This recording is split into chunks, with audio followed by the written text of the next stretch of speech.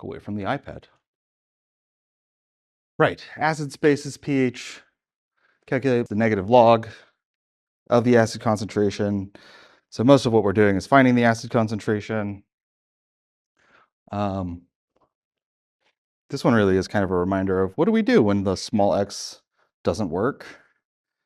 On pretty much all of these, just write out the chemical equation. If it's an acid, which we've only covered acids so far, we'll talk about bases. It's like, take your acid, react it with water. H, it's a little bit thin, H, and not 3, but 2.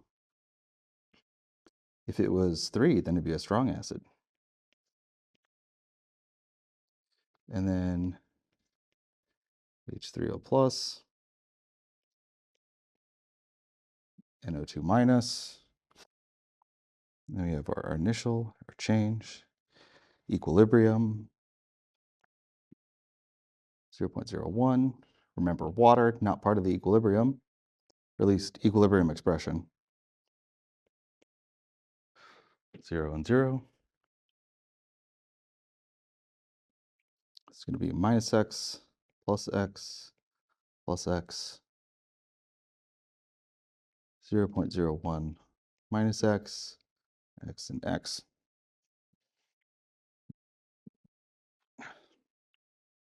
Now, aside from the fact that the problem, like the title of the slide says, like when x is small doesn't work, would you expect this to work or not work? Like looking at the numbers in the problem, K is smaller than 10 to the negative 3. I do have kind of a smallish concentration. Honestly, looking at this one, I would try the approximation if I didn't know.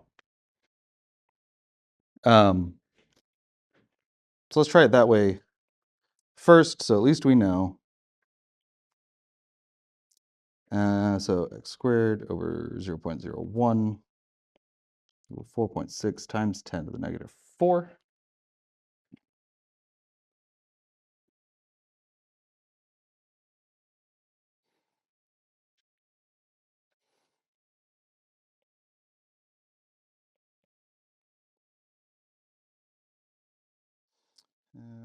Let's do 4476 times 10 to the negative 3. So then I take that. And then to check, I'm going to divide this by my 0.01. And that gives me,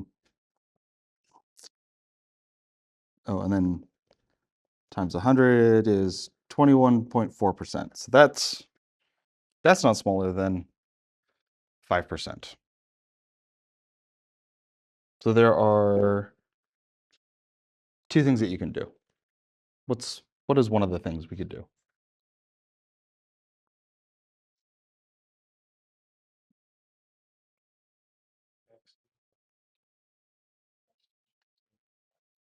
Yeah, it's called successive approximations. So my x this time wasn't small enough, but I can take that and I can plug that back in. And I've been switching colors when I do this. So I do x squared divided by 0.01 minus whatever I had for x.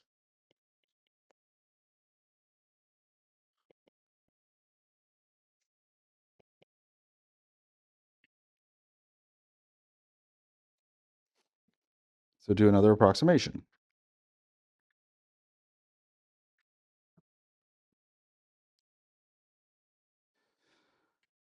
And I think especially if you're handy with your calculator, this is the easy way.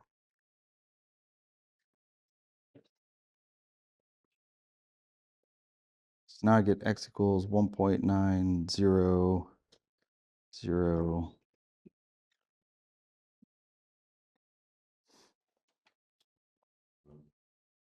9 times 10 to the negative 3.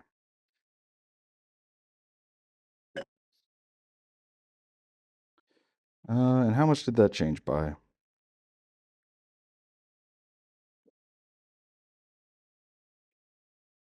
So now what we do is we take this new number and I want to compare it to the x that I got previously.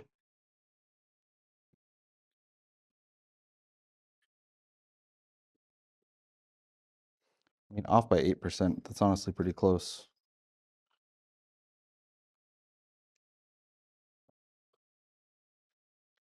Huh.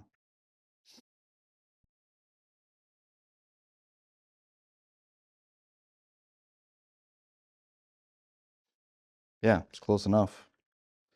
You could do it another time because this was, so take this, divide this by 2.14476 times 10 to the negative 3.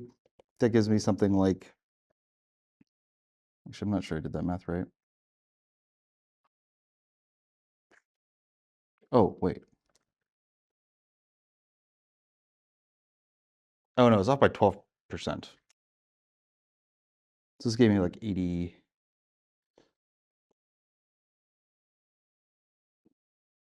Wow, that was loud.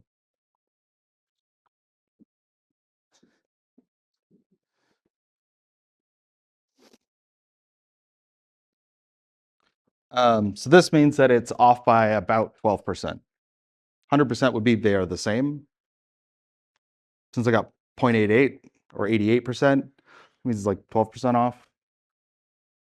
So we could do this again and plug it in, do another successive, and then check it. And this, the difference between them will get smaller and smaller every time. So we'll get closer and closer to 100%. For this one, we happen to have the answer. So if I take the negative log of the x that I got, that's not how you spell log, that's a 4.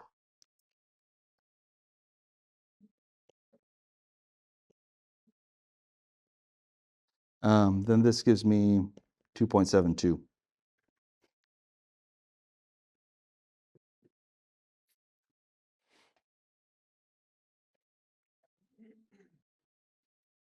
The other thing you could do is just go back to the beginning and do a quadratic equation.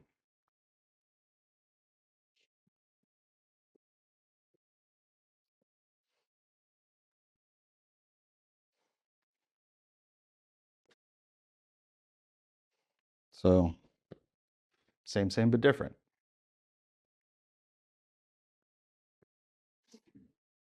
Any questions?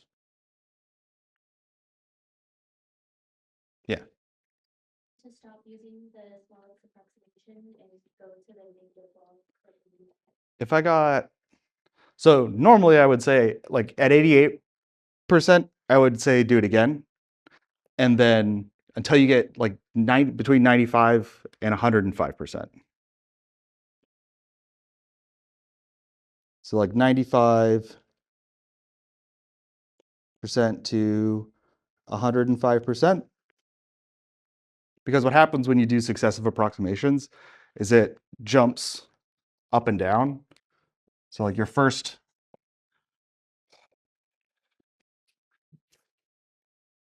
oh, so close.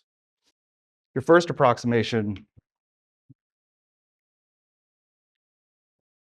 will always be the farthest off. So like say like, actually on this one, it started low, or no. The first approximation was off from the true value by 21%. Like if this was 21% of my initial value, and then like the true value is probably going to be something like in here. You see this will drop down and I'll get another point here, and then it comes up and I'll get a point here, and then I'll get a point here, and then eventually it'll be on that line. So you might get 105%, that's fine. You might get 95%, that's fine. But the amount that that value changes gets smaller and smaller every time you do a successive approximation. So like when this difference is 95% would be on the low end, 105% on the high end, you're within 5% of getting the same value. But because I have the answer on this one, I could just take the negative log of my second approximation and see that that was the answer. So it's close enough.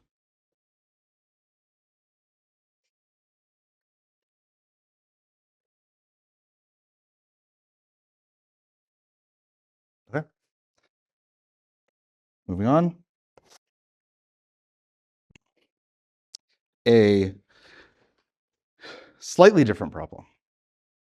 A 0.15175 molar weak acid solution has a pH of 3.25.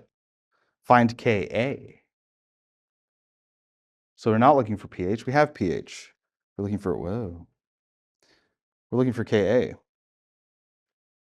Kaka. And we don't even told what the identity of this acid is.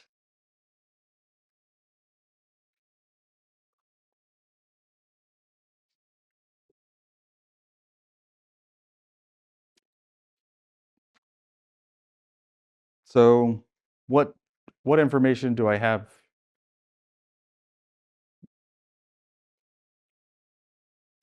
We're going to have an ice table.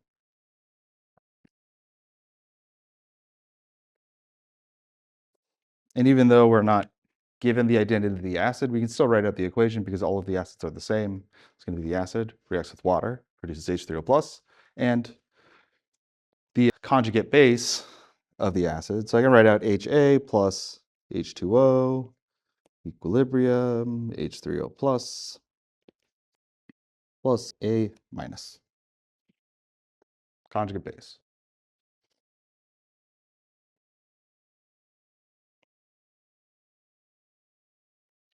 We got initial, we got change, we got equilibrium.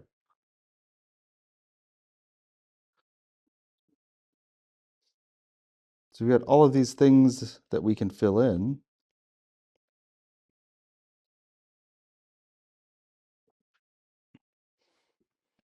What pieces of information can I fill in?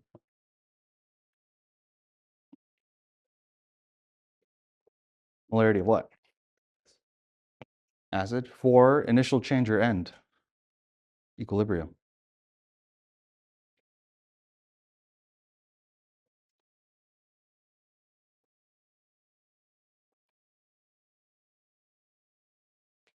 Is that going to be the concentration? If I added weak acid to a solution,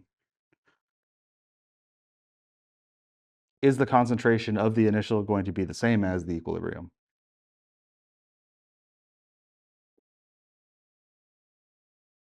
It's not going to be the same.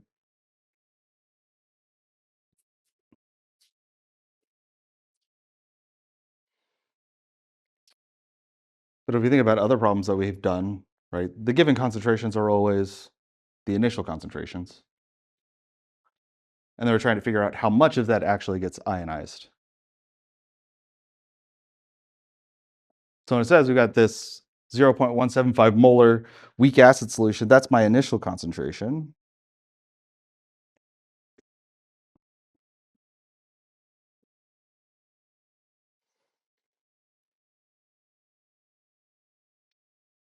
And then the only other number that I have is the pH.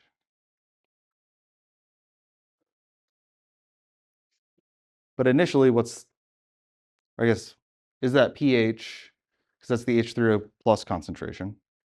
I have to convert it. Is that going to be initial or at equilibrium? Equilibrium, right? Because initially, put the acid in, there's no H3O plus. So when it comes to equilibrium, it'll have a pH of 3.25, which I got to convert that. So 10 raised to the negative 3.25.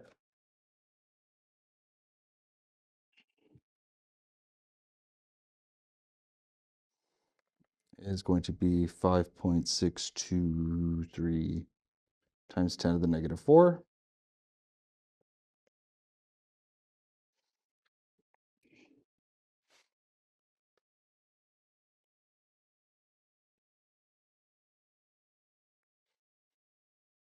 So that's from the given numbers, but what can we sort of infer from this type of problem? What can we infer about other numbers? What's the initial concentration of H3O plus going to be? 0. The initial concentration of the conjugate base? Also 0. And now that I've got H3O plus starts at 0, H3O plus ends at 5.623 times 10 to the negative 4, I know how much this changes by. All right, so this would be x. This is x. This is going to go down by x. And x is 5.623 times 10 to the negative 4. So what is the equilibrium concentration of my conjugate acid going to be, or conjugate base?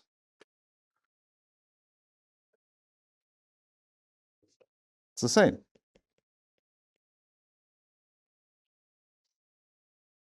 And the concentration of my initial acid, 0.175 minus 5.623 times 10 to the negative 4,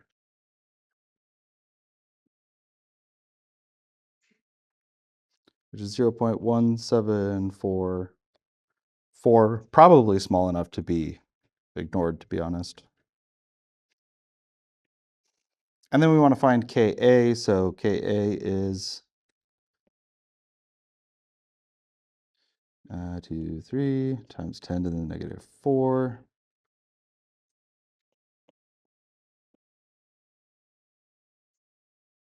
Divided by 0.174437.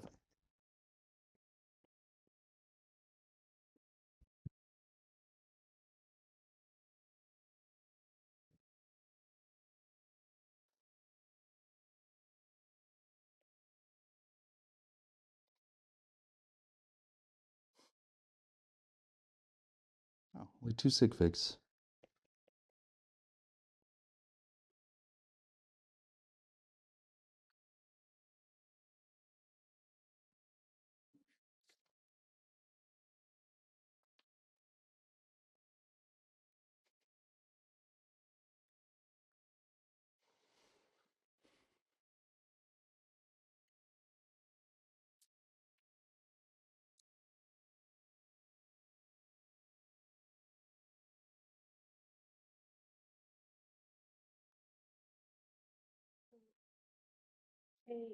A is the concentration of products over reactants, Yep. and K is also the concentration of products over reactants. Yep. Are they different or are they different? They're not different. It's for an acidic reaction. Yep. So K, that we learned in the last chapter, Ka, and we'll get to Kb. It's all the same thing, just Ka and Kb are more specific.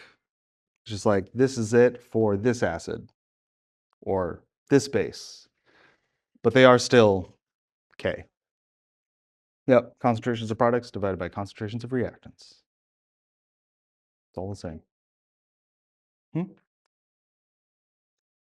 Just don't stop at 3. Yeah. It's K's all the way down.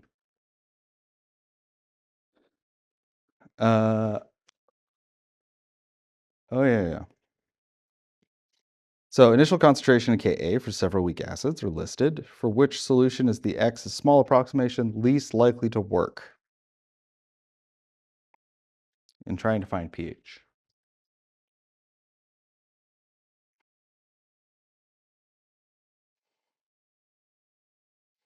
So X's small works best when your concentration's high and your K is very small. So it's least likely to work when your concentration is low and K is not very small. So if we're just comparing all these, 10 to the minus 5, 10 to the minus 6, 10 to the minus 3, 10 to the minus 3, well, these are both smaller than 10 to the minus 3, so we're really comparing these two. And if we look at the concentrations, 0.01 compared to 1, so it's least likely to work for C.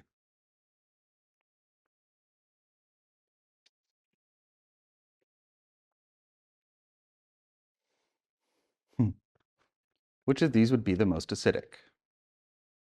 This is not a trick question.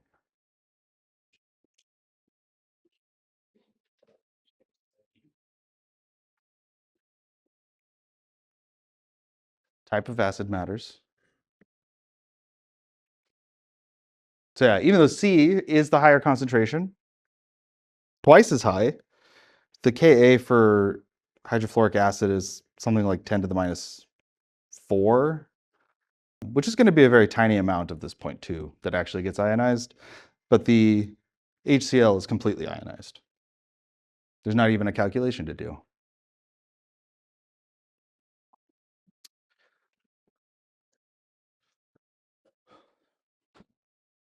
All right, so percent ionization is just another way of quantifying how much of the acid actually ionizes and how much H3O plus it produces compared to the amount of acid in solution. So it's just H3O plus concentration at equilibrium divided by the initial amount of acid, or the concentration of the acid. And it is going to be small for weak acids because they're weak acids. They don't ionize very much.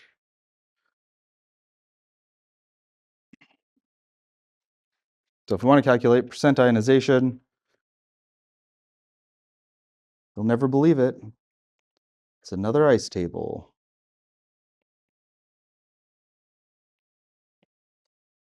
Plus H2O in equilibrium. H3O plus C2H3O2 minus. Initial change, equilibrium. This is a 0. You get a 0. Minus an x, plus an x. Don't care about those.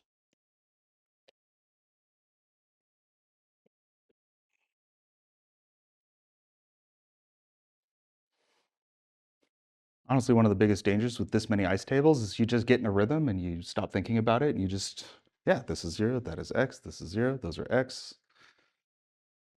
At some point you got to stop, take a breath, just quick double check. Can I assume that x is very small here?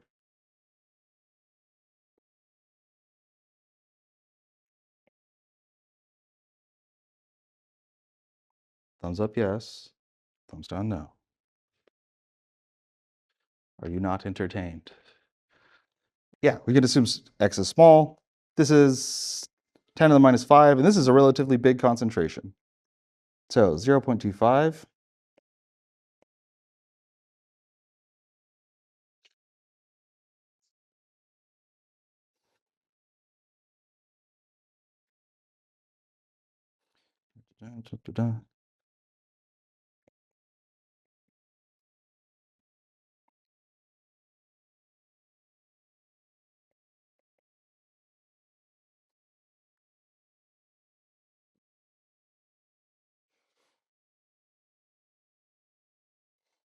And that is also going to be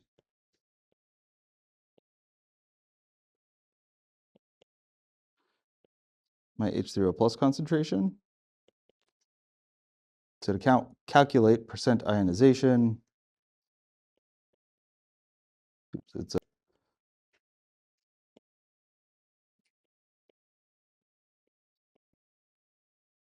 the concentration of the acid divided by the initial concentration. So I should stop saying acid, H0 plus. It's the concentration of hydronium at equilibrium divided by the initial concentration of the acid, times 100.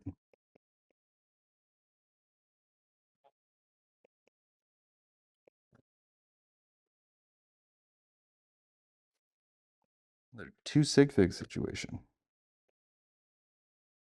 Oh. Wow, that is multiplied by 100. 0.85%. Why is it 2 sig figs? K. K is 2 sig figs.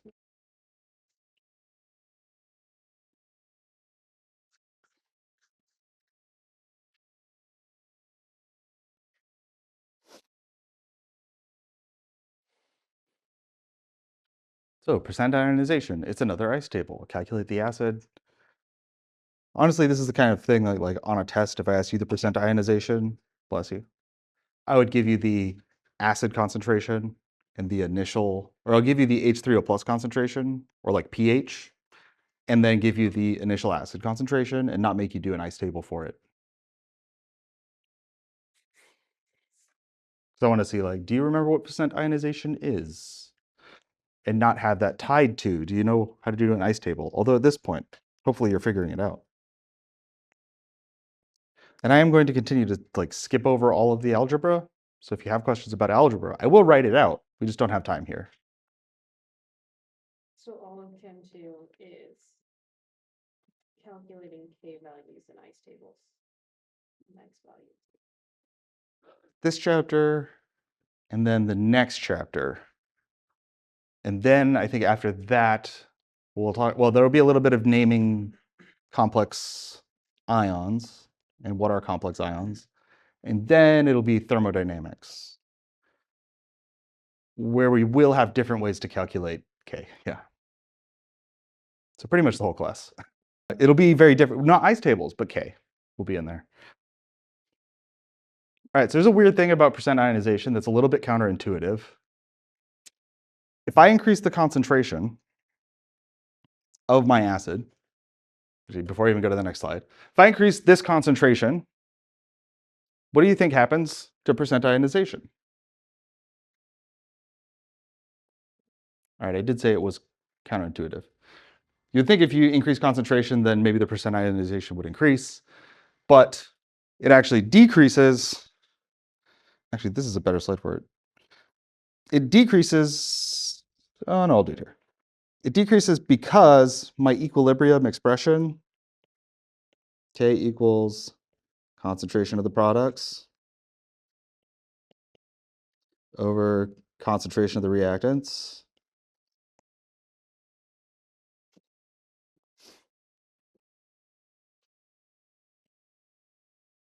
K is always going to be the same number, so this always has to come out to the same thing.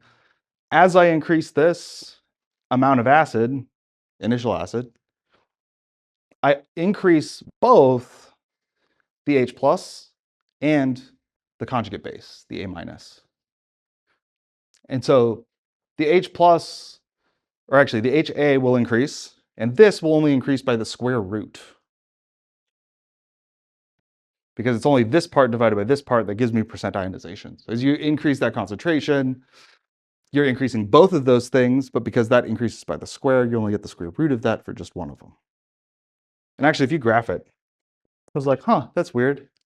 I graphed it, and unfortunately this won't be in the video, but it goes like this, which if you graph the square root of x, that's exactly what it looks like.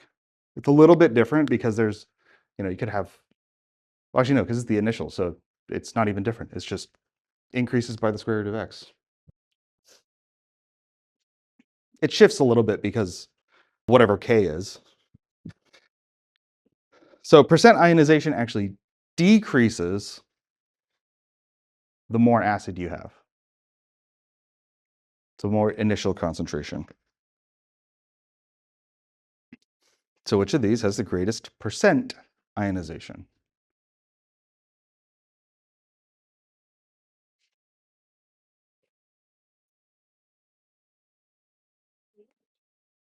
It is C. Which of these will have the highest H3O plus concentration?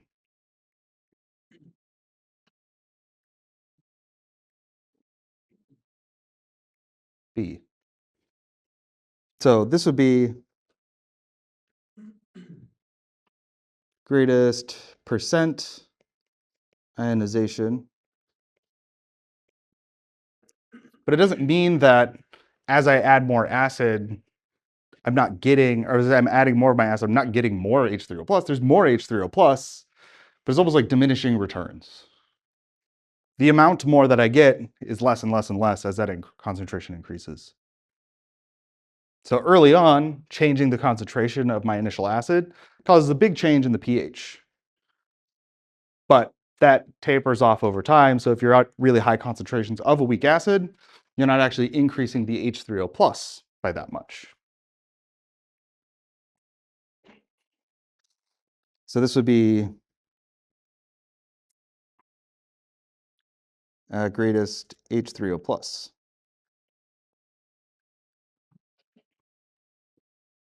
Cool, just enough time to talk about mixtures of acids.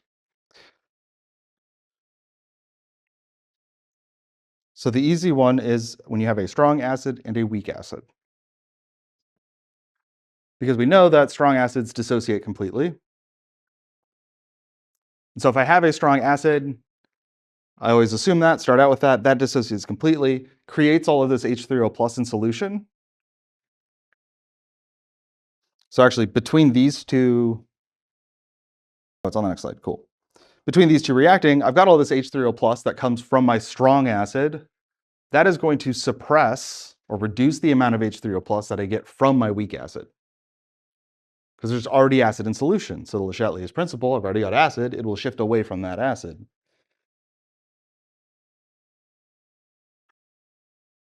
Also including the autoionization of water. So you get even less from water. So here I've got my strong acid, which doesn't even get a Ka because it's so strong. And then my K for, what is this, formic acid? K for formic acid is pretty small. Ka for autoionization of water, very, very small. So because this acid ionizes completely, when I create the ice table, my initial concentration of H3O plus is not 0. It's whatever comes from the strong acid. And then I run my ice table with this starting amount of H3O plus. And really all of this is to say actually that you don't actually have to even calculate it. Because when I get to the end of this and I calculate for X, then I end up getting 1.8 times 10 to the negative 4. Which if I add that 1.8 times 10 to the negative 4 to the 0.1 that I got from the HCl, it's still 0.1. So it's exactly the same as the small x approximation where we use that to determine if it's negligible or not, if I can ignore it. So if you have a strong acid and a weak acid in solution, you can ignore the weak acid and calculate the pH from just the strong acid. So that's the easy case. The harder case is when you have a mixture of two weak acids. So there's always 3 sources of H3O plus. We do almost always, actually always ignore the H3O plus from water. It's not that there isn't any, it's just that it gets suppressed.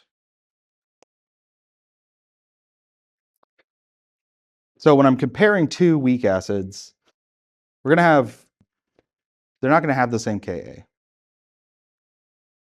So we might have a Ka of 1.8 times 10 to the negative 4.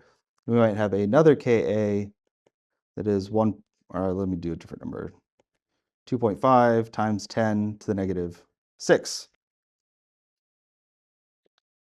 So let me go even one more. Let's go 7. Which of those is the weaker acid?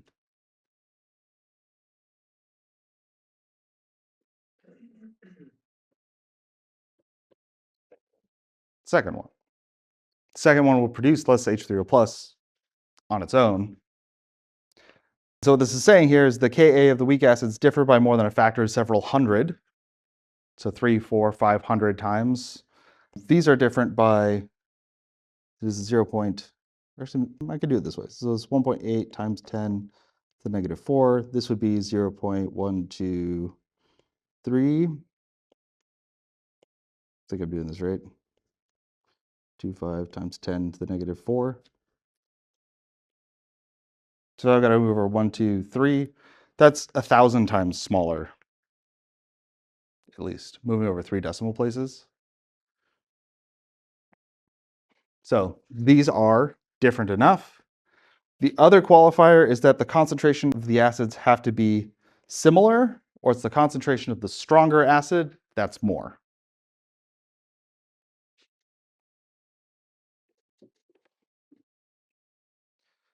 So if the concentrations of these two acids were similar, I could ignore my weaker acid because this Ka is so much bigger, 1,000 times bigger.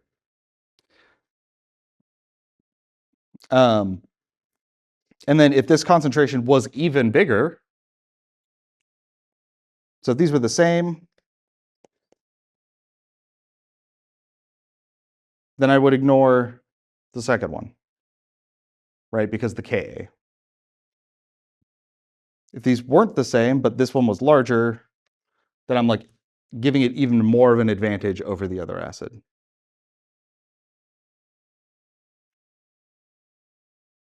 If the concentration of my stronger acid was like 0.1 molar, now I'm taking away from its advantage, and we might have to think about which one of these is actually stronger and actually going to suppress the other.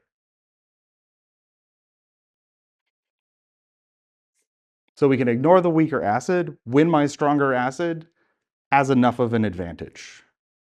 If its Ka is a lot larger, several hundred times bigger, and it's got the same or greater concentration.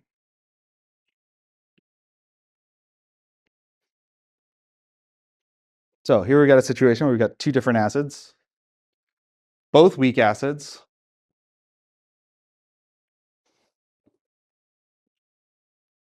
And we're actually not being asked to find the H3O plus. It's asking us to find this hypochlorite concentration, ClO minus.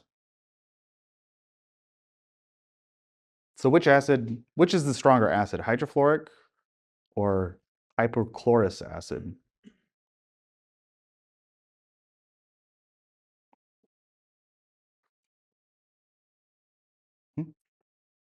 Stronger acid?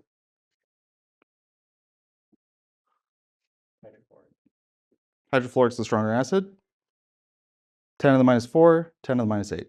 10 to the minus 4 is a bigger Ka, which means that there will be more H3O plus. So this is my stronger acid. Is the Ka,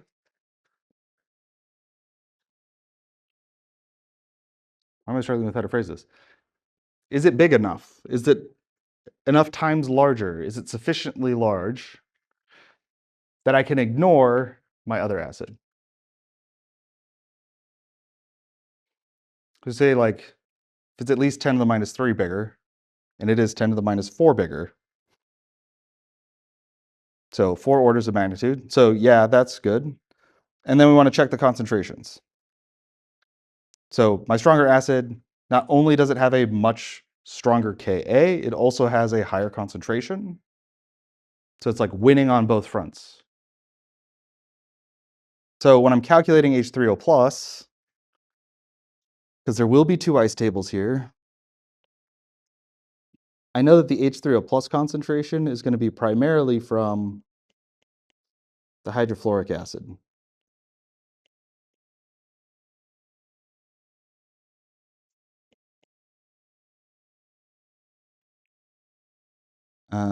So quick ice table to do that. It's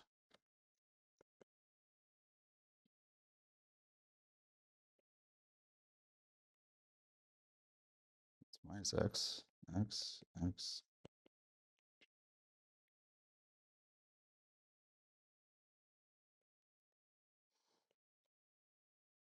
And we can assume that x is small because my K is large and my concentration is large.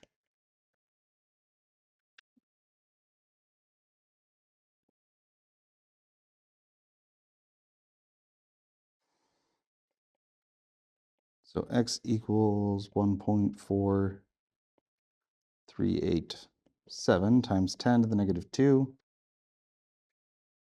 And that's also my molar H3O plus.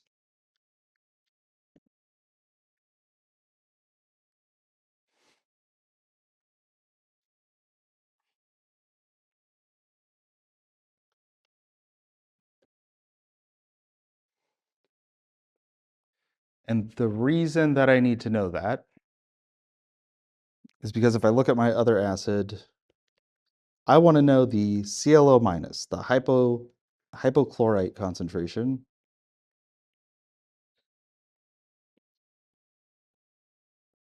Which I get from hypochlorous acid reacting with water.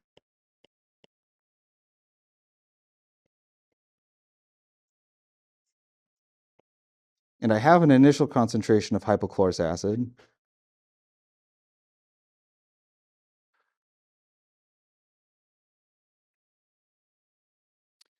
But that dissociation of the hypochlorous acid is going to be suppressed by the acid that was produced from the hydrofluoric acid. So now I plug in, my initial concentration here is not 0 for the H3O+, it's 1.4387 times 10 to the negative 2. So it's not huge, but it's not insignificant. Hydrochloric acid reacts with hydronium to produce hydronium. I don't know what you're talking about.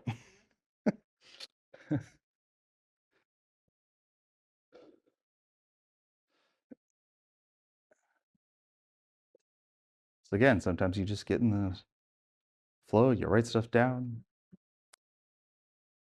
you make typos. Which is why it's important to show your work.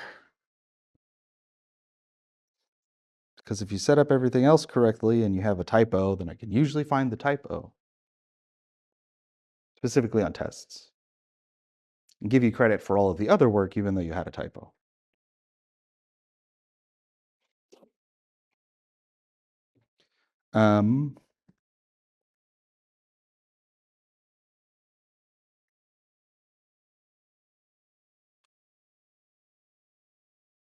Should have the lecture exam graded by today.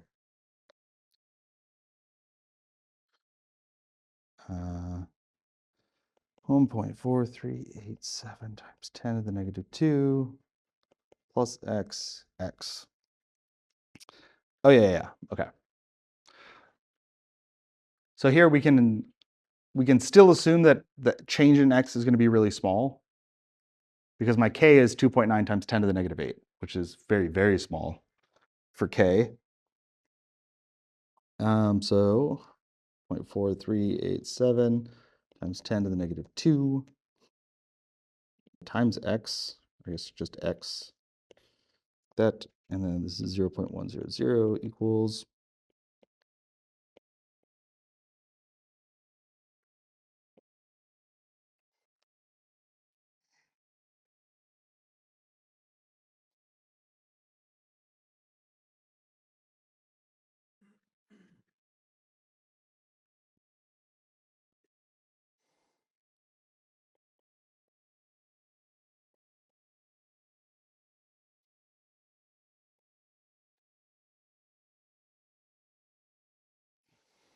2.0157 molar, and then that's, yeah, that's what I thought. 2 sig figs.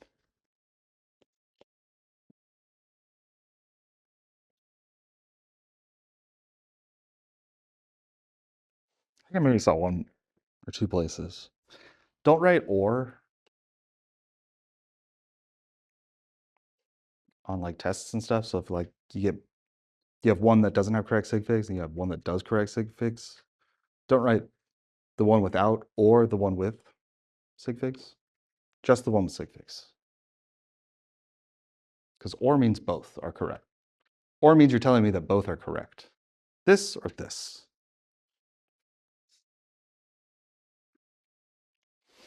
And in an inclusive or, one is true, one is false, it's false.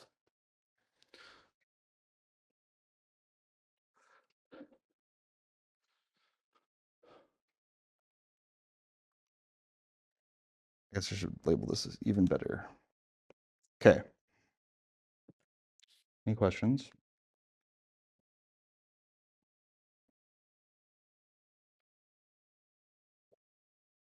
Need to go find and assign some Alex problems.